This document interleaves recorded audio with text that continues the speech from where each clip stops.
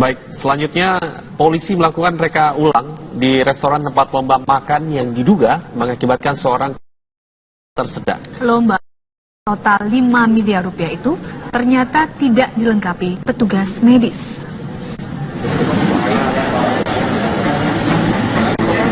Setelah diotopsi oleh pihak Rumah Sakit Polri Kramat Jati Jakarta, jenazah Freddy Jayadi disemayamkan di Rumah Duka Abadi dan Mogot, Jakarta Barat. Pria berusia 40 tahun itu meninggal dunia setelah mengikuti lomba makan cepat di sebuah restoran pada Jumat lalu. Lomba itu berhadiah total 5 miliar rupiah. Diduga korban meninggal dunia akibat tersedak saat makan. Sejumlah peserta dan penyelenggara lomba dilibatkan dalam reka ulang sebanyak 16 adegan di lokasi restoran di Cengkareng, Jakarta Barat. 11 saksi diperiksa polisi. Polisi menyimpulkan panitia tidak menyediakan tenaga medis dalam lomba makan cepat yang diadakan Jumat lalu. Penyelenggara di sini tidak menyiapkan tim medis, sehingga saat terjadi peristiwa terhadap korban itu, tindakan medis itu dilakukan oleh panitia yang tidak mempunyai kemampuan tindakan medis. Polisi juga akan memeriksa izin penyelenggaraan lomba tersebut. Dari Jakarta, Om Suhirman, TV One, mengabarkan.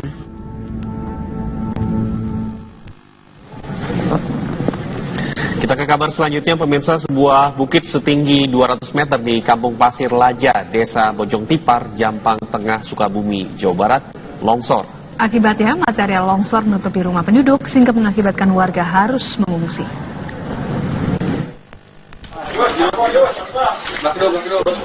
Hingga kini puluhan warga Desa Bojong Tipar, Jampang Tengah, Sukabumi, Jawa Barat diungsikan ke tempat lebih aman. Longsoran juga menyebabkan 300 hektar sawah terancam gagal panen dan 300 jiwa kekurangan air bersih. Selain merusak rumah, longsor juga menggerus tanah sebuah tower listrik tegangan tinggi. Warga berharap pemerintah setempat segera memberikan bantuan karena warga membutuhkan makanan dan air bersih.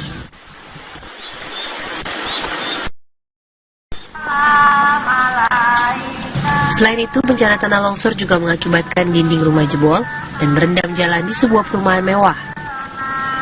Musibah longsor yang terjadi dini hari tadi cukup mengagetkan warga perumahan. Beruntung hanya satu rumah yang rusak parah akibat terkena tanah longsoran. Menurut warga setempat, longsor disebabkan tanah galian yang berada di atas perumahan mereka. Ini ya adanya longsor itu dari sedang pengurugan atau penggalian lahan untuk kapling. Buat kapling. Ini Pak ya, menimpa berapa rumah Pak? Alhamdulillah satu ya. Dia cuma satu yang kena itu, tapi dampaknya ke rumah sebelah kanan. Yang lebih parahnya rumah Ibu Rita, tembok yang jebol oleh tekanan ini air sama lumpur ya Pak ya. Ini Pak. Hujan lebat sendiri diprediksi masih akan terjadi di daerah Sukabumi dalam beberapa hari ke depan. Dari Sukabumi, Jawa Barat, Rizky Gusana, Muhammad Akash, TV One mengabarkan.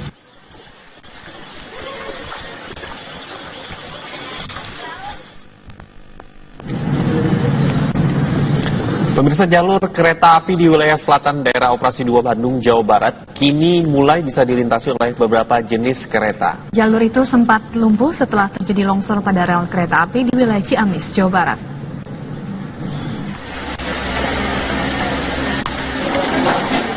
Petugas PT KAI Daop 2 Bandung terus melakukan pemadatan di lokasi longsoran tebing yang berdampak pada longsoran rel kereta di perbatasan Dewasari dengan Pamalayan Cijengjing, Ciamis, Jawa Barat. Perbaikan juga dilakukan dengan mengeruk gerangan air di pinggir bantaran rel kereta yang diduga menjadi pemicu terjadinya longsor. Hari ini, uji coba rel kereta api juga sudah dilakukan, antara lain dengan melintasnya kereta api Turangga, kereta api Malabar, dan kereta Mutiara Selatan. Dilakukan proses pemadatan dengan menggunakan 2 alat berat. tanpa penumpang, yang ketiga, yang keempat ada penumpang. Tapi sudah kelihatan normal, Pak? Sudah kelihatan normal dengan kecepatan tertentu, garis miring pelan.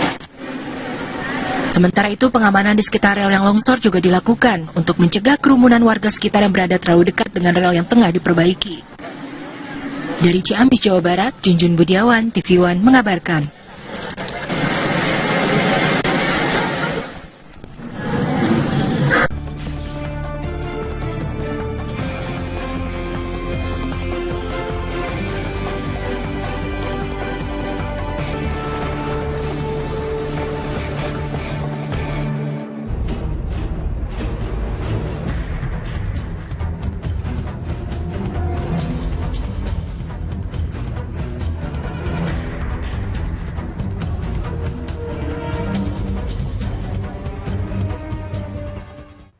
Basuki Cahayapurnama atau Ahok memutuskan berlaga di Pilkada 2017 melalui jalur perseorangan.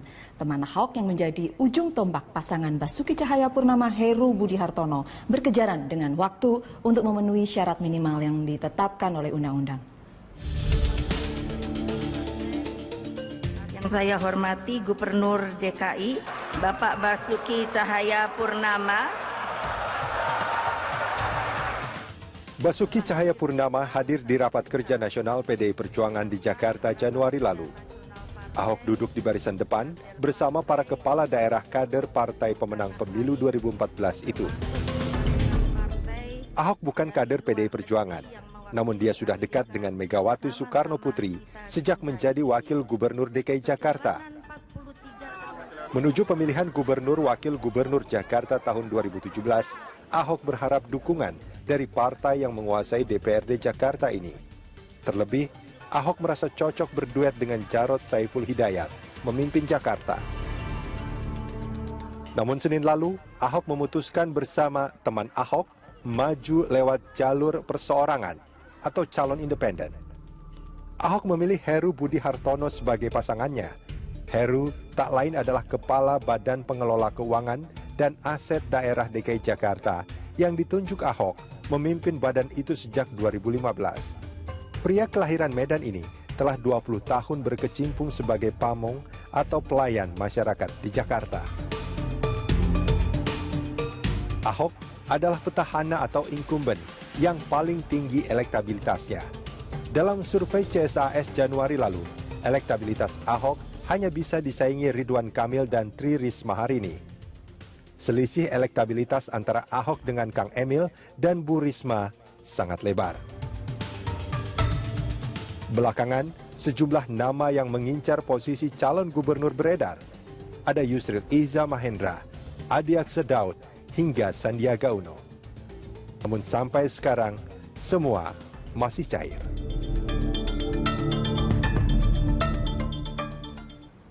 Selamat berjumpa kembali dalam The Headlines dan topik kita kali ini adalah Ahok maju melalui jalur perseorangan. Kami sudah mengundang Andreas Pereira, salah satu ketua DPP PDI Perjuangan. Lalu ada Taufik Basari, ketua DPP Partai Nasdem. Dan di sebelah kiri saya ada Gun Gun Haryanto, peneliti politik dari Universitas Islam Negeri Syarif Hidayatullah. Serta Bambang Harimurti, wartawan senior Tempo. Bapak-bapak terima kasih sudah hadir di The Headlines. Sebelum kita mulai, saya mau konfirmasi pendek. Nasdem tetap dukung Ahok walaupun dia sudah maju dari jalur independen. Ya, dari awal kita tetap mendukung Ahok meskipun maju dari jalur independen. PDI Perjuangan tampaknya tidak lagi, begitu ya? Ya, kita juga belum pernah menyatakan mendukung. Jadi dan, sebenarnya gini, soal Pak Ahok kan beliau yang selama ini mengatakan mendekati bahwa PDI Perjuangan. Kemudian beliau juga yang meninggalkan PDI Perjuangan. Jadi sebenarnya prosesnya itu kan masih jauh lah gitu, karena kita masih di dalam proses penjaringan dan kemudian masuk ke dalam. Buat PDI Perjuangan masih jauh, tapi Ahok sudah mungkin tidak punya kesempatan lagi gitu ya. Harus terdesak oleh waktu dan maju lewat jalur perlawanan. Saya memang melihat seandainya kita di tempatnya Ahok ini ya, kita melihat ini ada problem waktu kan. Sementara dari PDIP, Ibu Mega kan ingin PDIP itu ikut prosedur, jadi ini harus diputuskan oleh Ketua PDIP DKI gitu kan.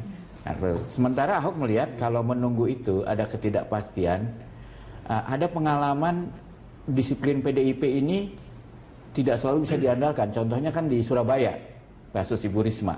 Nyaris Ibu Risma itu Enggak dimajukan. Enggak dimajukan. Padahal dia orang yang beda kasusnya beda. Iya, ya, memang tidak persis bukan sama. Bukan karena partai, tapi itu karena sistem pemilu pada waktu itu soal calon perseorangan, bukan karena PDI Perjuangan itu. Ya, saya betul, tidak persis sama seperti itu. Tapi kan ada soal kasus Ibu Risma dan wakilnya. Ini memang kemampuan PDIP untuk memegang lokal partai itu juga tidak jadi jaminan lah gitu loh. Bukan saya bilang itu pasti Malelo, tapi tidak bisa dijadikan jaminan sementara waktu udah ini. Jadi risikonya terlalu besar buat Ahok. Jadi sudah menurut Mas BHM sudah tepat lah ya.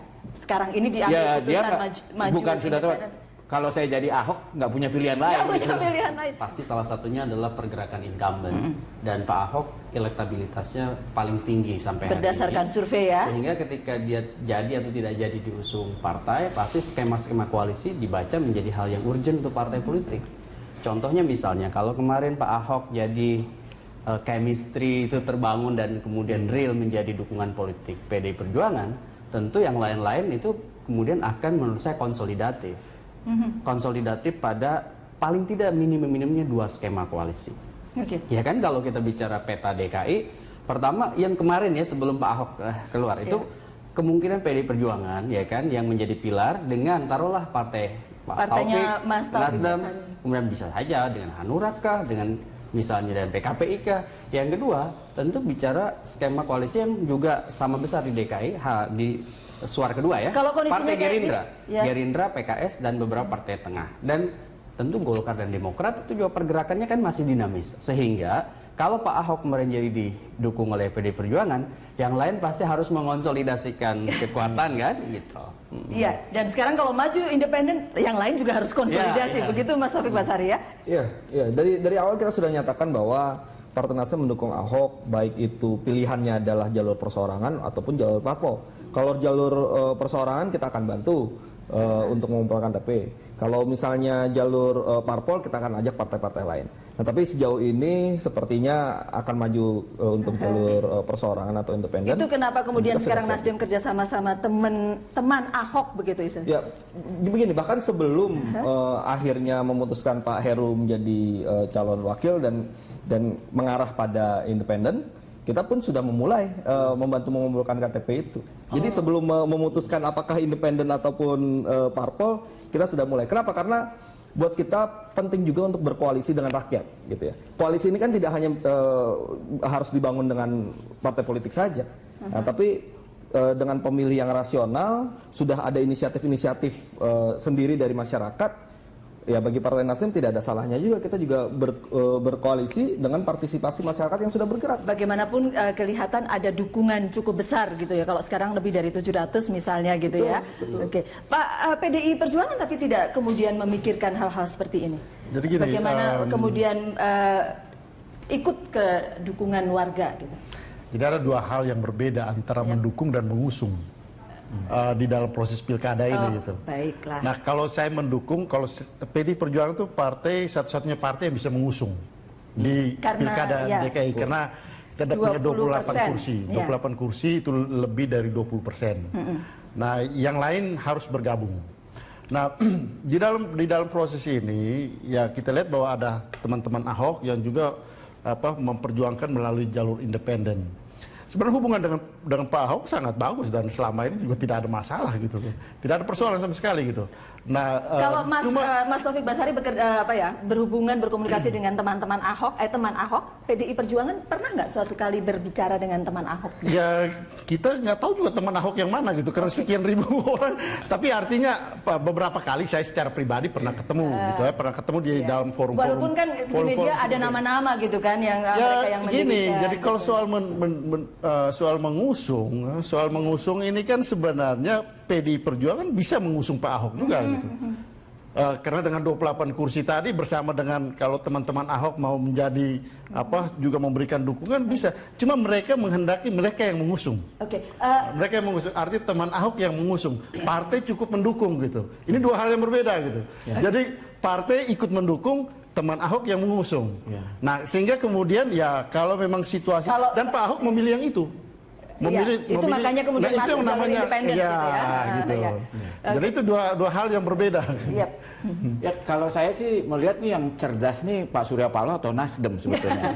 Karena begini, dengan suara yang kemarin terkumpul aja 500 berapa ribu, 700 sekian. tidak ada satupun partai di DKI yang berhasil meraih suara sebanyak itu. Ya, jadi artinya Ahok ini akan Tapi menjadi... jangan salah loh, banyak anak-anak dari teman saya yang PDI Perjuangan tuh juga temannya Ahok. Ketika situasi seperti ini mereka berubah juga. Ya nggak apa-apa, tapi maksud saya gini, bahwa jumlah kita kumpulkan nih, kita cek setiap partai yang ada di DKI. Tidak ada suaranya yang melebihi suara yang dikumpulkan temannya Ahok. Artinya kalau dia temannya Ahok itu satu partai, dia sudah unggul di DKI ini. Iya kan? Tapi karena dia bukan partai, maka saya duga kalau sebagian suara ini bisa jadi ladangnya Nasdem. Jadi kalau Ahok ini berhasil di pemilu berikutnya, saya tidak heran kalau Nasdem menjadi partai pemenang di DKI. Dan ini sudah terbukti di India. Di India itu ada namanya partai orang biasa, ya, partai orang India yang semangatnya dari anti korupsi aja. Memang dia secara nasional tidak terlalu istimewa. Tapi partai ini tahun lalu di New Delhi pada pemilihan lokal dari 70 kursi parlemen lokal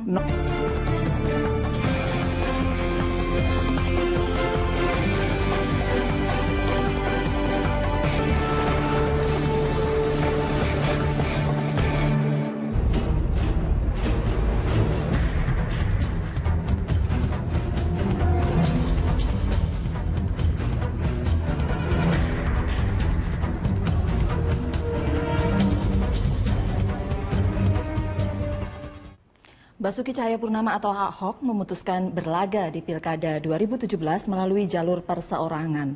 Teman Ahok yang menjadi ujung tombak pasangan Basuki Cahayapurnama Heru Budi Hartono berkejaran dengan waktu untuk memenuhi syarat minimal yang ditetapkan oleh undang-undang.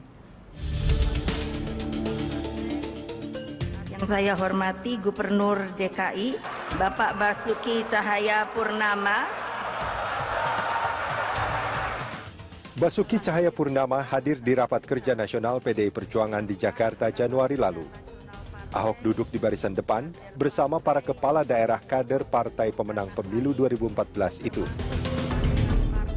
Ahok bukan kader PDI Perjuangan, namun dia sudah dekat dengan Megawati Soekarno Putri sejak menjadi Wakil Gubernur DKI Jakarta. Menuju pemilihan Gubernur Wakil Gubernur Jakarta tahun 2017, Ahok berharap dukungan dari partai yang menguasai DPRD Jakarta ini. Terlebih, Ahok merasa cocok berduet dengan Jarod Saiful Hidayat, memimpin Jakarta. Namun Senin lalu, Ahok memutuskan bersama teman Ahok maju lewat jalur perseorangan atau calon independen. Ahok memilih Heru Budi Hartono sebagai pasangannya. Heru tak lain adalah Kepala Badan Pengelola Keuangan dan Aset Daerah DKI Jakarta yang ditunjuk Ahok memimpin badan itu sejak 2015. Pria kelahiran Medan ini telah 20 tahun berkecimpung sebagai pamong atau pelayan masyarakat di Jakarta. Ahok adalah petahana atau incumbent yang paling tinggi elektabilitasnya. Dalam survei CSAS Januari lalu, elektabilitas Ahok hanya bisa disaingi Ridwan Kamil dan Tri Risma hari ini. Selisih elektabilitas antara Ahok dengan Kang Emil dan Bu Risma sangat lebar. Belakangan, sejumlah nama yang mengincar posisi calon gubernur beredar. Ada Yusril Iza Mahendra, Adi Aksa Daud, hingga Sandiaga Uno. Namun sampai sekarang, semua di sebuah perumahan mewah. Musibah longsor yang terjadi dini hari tadi cukup mengagetkan warga perumahan. Beruntung hanya satu rumah yang rusak parah akibat terkena tanah longsoran. Menurut warga setempat, longsor disebabkan tanah galian yang berada di atas perumahan mereka. Ini ya adanya longsor itu dari apa namanya, sedang penguluran atau penggalian lahan untuk kapling. Buat kapling. Ini Pak ya, menimpa berapa rumah Pak? Alhamdulillah satu dia cuma satu yang kena itu, tapi dampaknya ke rumah sebelah kiri, sebelah kanan. Yang lebih parahnya rumah Ibu Rita, tembok yang jebol oleh tekanan ini air sama lumpur ya Pak ya. Ini Pak Hujan lebat sendiri diprediksi masih akan terjadi di daerah Sukabumi dalam beberapa hari ke depan. Dari Sukabumi, Jawa Barat, Rizky Gusana, Muhammad Akash, TV One mengabarkan.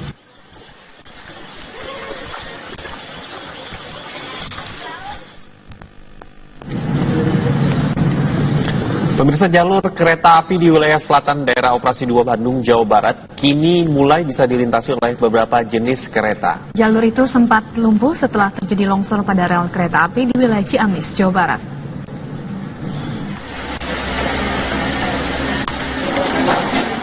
Petugas PT KAI Daop 2 Bandung terus melakukan pemadatan di lokasi longsoran tebing yang berdampak pada longsoran rel kereta di perbatasan Dewasari dengan Pamalayan Cijengjing, Ciamis, Jawa Barat. Perbaikan juga dilakukan dengan mengeruk gerangan air di pinggir bantaran rel kereta yang diduga menjadi pemicu terjadinya longsor. Hari ini, uji coba rel kereta api juga sudah dilakukan, antara lain dengan melintasnya kereta api Turangga, kereta api Malabar, dan kereta Mutiara Selatan. Dilakukan proses pemadatan dengan menggunakan 2 alat berat tanpa penumpang. Yang ketiga, yang keempat ada penumpang. Tapi sudah kelihatan normal, Pak? Sudah kelihatan normal dengan kecepatan tertentu, garis miring pelan. Sementara itu, pengamanan di sekitar rel yang longsor juga dilakukan untuk mencegah kerumunan warga sekitar yang berada terlalu dekat dengan rel yang tengah diperbaiki. Dari Ciamis, Jawa Barat, Junjun Budiawan, TV One mengabarkan.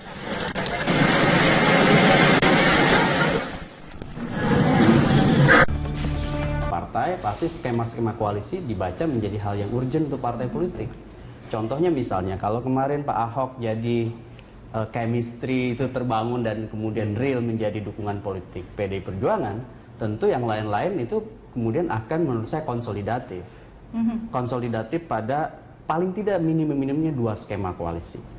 Ya kan, kalau kita bicara peta DKI, pertama yang kemarin ya sebelum Pak Ahok keluar itu kemungkinan PDI Perjuangan ya kan yang menjadi pilar dengan taruhlah partainya Mas Nasdem, kemudian bisa saja dengan Hanura kah, dengan misalnya dengan PKPI kah. Yang kedua tentu bicara skema koalisi yang juga sama besar di DKI di suara kedua ya. Kalau Partai Gerindra, ya. Gerindra, PKS dan beberapa partai tengah, dan tentu Golkar dan Demokrat itu juga pergerakannya kan masih dinamis, sehingga kalau Pak Ahok kemarin jadi didukung oleh PDI Perjuangan, yang lain pasti harus mengonsolidasikan kekuatan kan, gitu.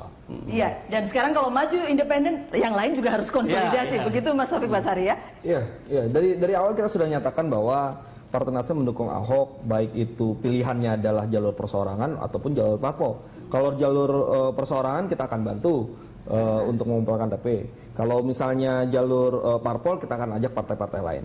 Nah, tapi sejauh ini sepertinya akan maju untuk jalur perseorangan atau independen. Itu kenapa kemudian sekarang Nasdem kerja sama-sama teman Ahok begitu istilahnya? Ya, begini, bahkan sebelum akhirnya memutuskan Pak Heru menjadi calon wakil dan mengarah pada independen, kita pun sudah memulai membantu mengumpulkan KTP itu. Jadi sebelum memutuskan apakah independen ataupun parpol, kita sudah mulai. Kenapa? Karena buat kita penting juga untuk berkoalisi dengan rakyat, gitu ya. Koalisi ini kan tidak hanya harus dibangun dengan partai politik saja, tapi dengan pemilih yang rasional, sudah ada inisiatif-inisiatif sendiri dari masyarakat.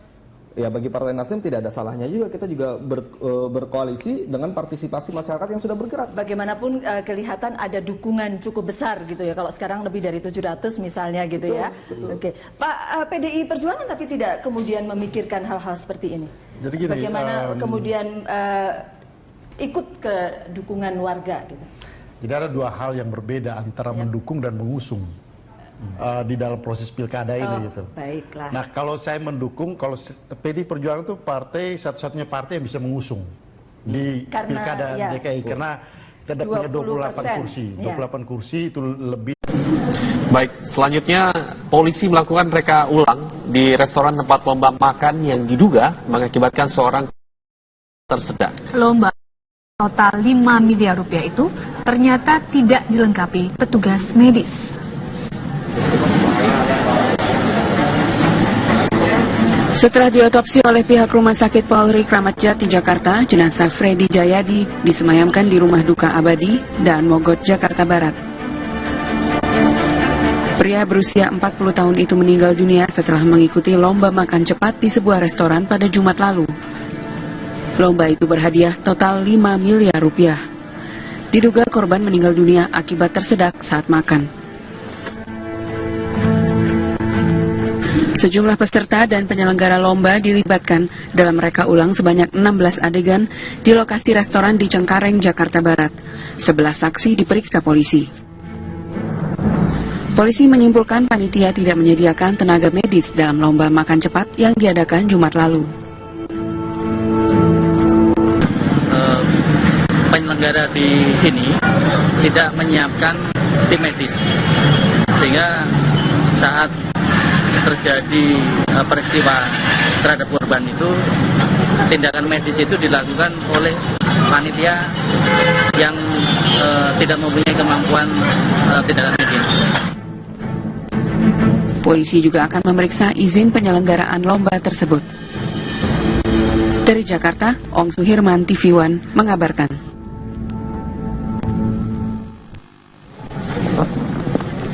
Kita ke kabar selanjutnya, pemirsa. Sebuah bukit setinggi 200 meter di Kampung Pasir Laja, Desa Bojong Tipar, Jampang Tengah, Sukabumi, Jawa Barat, longsor. Akibatnya, material longsor menutupi rumah penduduk sehingga mengakibatkan warga harus mengungsi.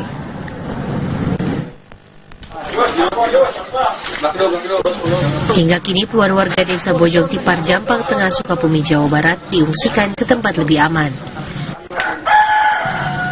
Longsoran juga menyebabkan 300 hektar sawah terancam gagal panen dan 300 jiwa kekurangan air bersih. Selain merusak rumah, longsor juga menggerus tanah sebuah tower listrik tegangan tinggi. Warga berharap pemerintah setempat segera memberikan bantuan karena warga membutuhkan makanan dan air bersih.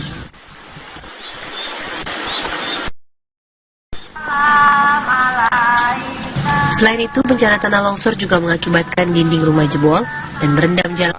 Masih cair.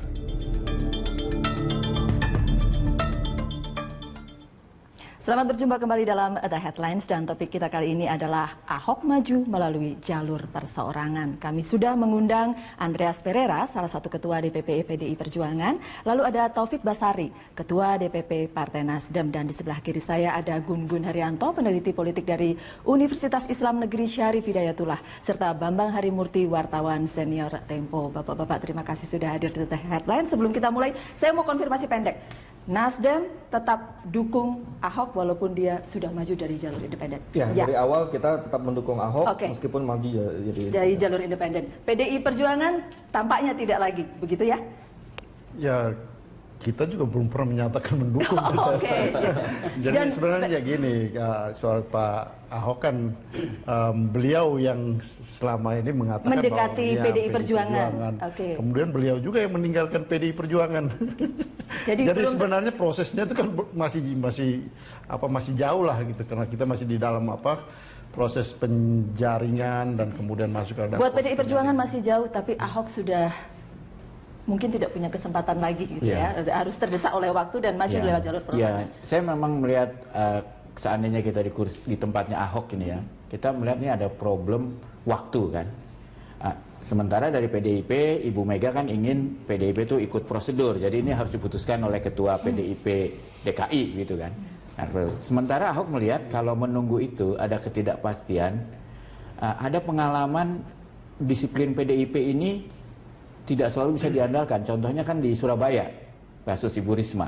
Nyaris Ibu Risma itu Enggak maju, padahal dia orang yang beda kasusnya beda. Iya, memang tidak persis bukan sama. Karena partai, tapi itu karena sistem pemilu pada waktu itu soal calon perseorangan, bukan karena PDI Perjuangan. Baik, saya betul, tidak persis sama seperti itu. Tapi kan ada soal kasus Ibu Risma dan wakilnya. Ini memang kemampuan PDIP untuk memegang lokal partai itu juga tidak jadi jaminan lah gitu loh. Bukan saya bilang itu pasti Malelo, tapi tidak bisa dijadikan jaminan sementara waktu udah ini. Jadi risikonya terlalu besar buat Ahok. Jadi sudah menurut Mas BHM sudah tepat lah ya.